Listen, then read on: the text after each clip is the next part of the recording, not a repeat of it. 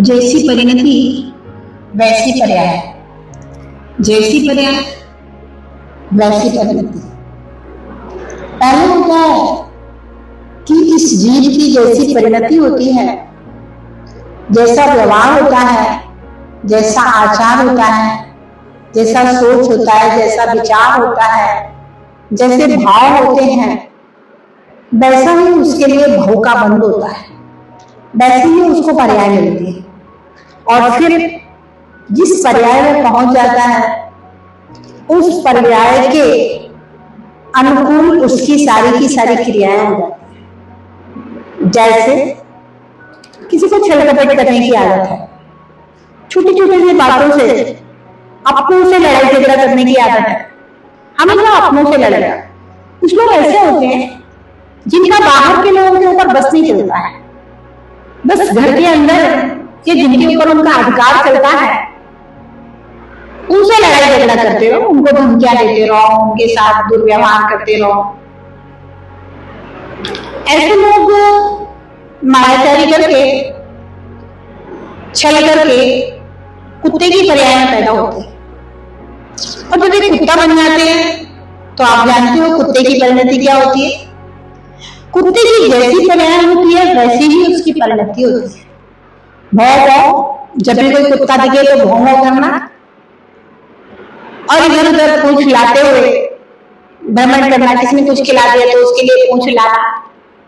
यानी कि जैसे परिणाम वैसी परिणति, जैसे परिणाम वैसी पर्याय और फिर जैसी पर्याय वैसी परिणति। माना कि जिस व्यक्ति को अपने घर की चार दीवारी से बहुत प्रेम है, वो हमेशा अपने घर की चार दीवारें देखता रहता है। धन संपत्ति से बहुत मोह, क्रोधी प्रकृति का है।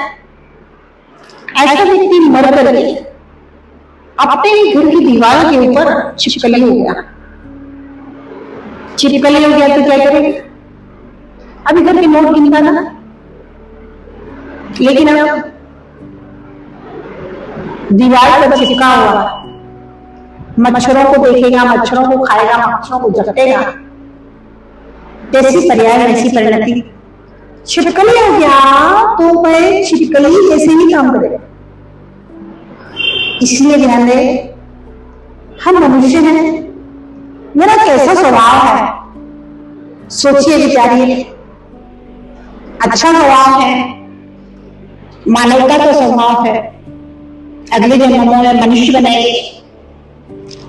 देवता पुरुष जैसा स्वभाव है, हमेशा दूसरों को प्रति भला करने का स्वभाव है, अच्छी सोच है, देवगति को प्राप्त होगा। छल कपट मायाचारी में लगा हुआ है, गति को प्राप्त हो जाएगा। और बिना मतलब बहु आरंभ परिग्रह और बहुत क्रोधादि कसाई करने वाला है तो वह नरगति का नारकी बनेगा।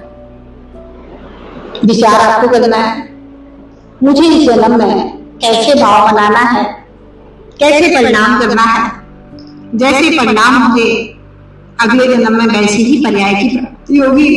और फिर उस पर्याय में जो होता है वह सब आप अपने आप करने लगेंगे। कोई सिखाता नहीं है।